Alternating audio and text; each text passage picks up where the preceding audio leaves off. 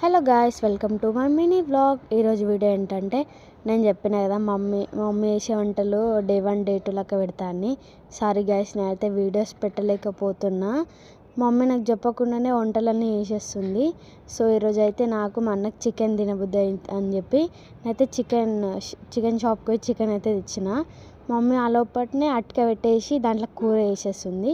ఏం లేదు, first onions వేసుకొని అంటే ఆయిల్ వేసుకొని ఆనియన్స్ వేసుకొని టమాటా వేసుకొని కొంచెం పచ్చిమిరపకాయలు వేసుకొని ఇట్లా కలుపుకున్నాక చికెన్ వేసుకొని మంచిగా దాన్ని కలుపుకోవాలి. ఈమె చూడండి ఆడుకుంటుంది. ఇక దాంట్లో వేసినాక చికెన్ మంచిగా ఉడికినాక మంచిగా కలుపుకుంటూ ఉండాలి. మమ్మీ అయితే నన్ను బగారా అన్నంకి మిరపకాయలు కోయమంటుంది, నేనైతే కోస్తున్నా. మా అనన్య కోకోమిలన్ పెట్టింది. అయితే బగారన్నం ఇంకా చికెన్ బెస్ట్ కాంబినేషన్. మా అమ్మ అయితే బగారన్నం కోసం గిన్నె పెట్టి నూనె వేసి దాంట్లో సాజీరా ఇలాచి అవి వేస్తారు కదా, వేసి పచ్చిమిరపకాయలు వేసి మంచిగా కలుపుకుంది. అప్పుడే మా అన్న అయితే ఇంటికి వచ్చేసిండు.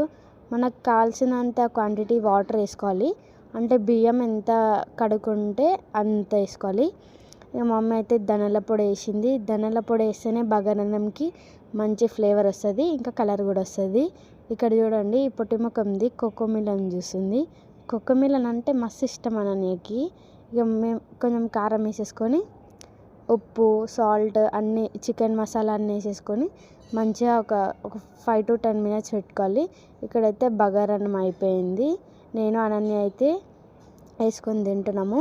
చికెన్ కూర అయితే మస్తు మంచిగా ఉండే, ఎందుకంటే అటుకలు వండినాం కాబట్టి. అనన్యకైతే మా మమ్మీ నాకు వేసలే కానీ అనన్యకైతే పీసులు వేస్తుంది. ఇక్కడ చూడండి, కూర్చున్నాం మంచిగా, ఇద్దరం కూర్చున్నాం. నేను కూడా వీడియోలోకి వస్తా అని చెప్పి వీడియోలో చూస్తుంది. నేను ఎట్లా కూర్చుంది అంటే అట్లనే తింటుంది. ఇక చికెన్ పీసులు అయితే పస్స మెక్కుతూనే ఉంది.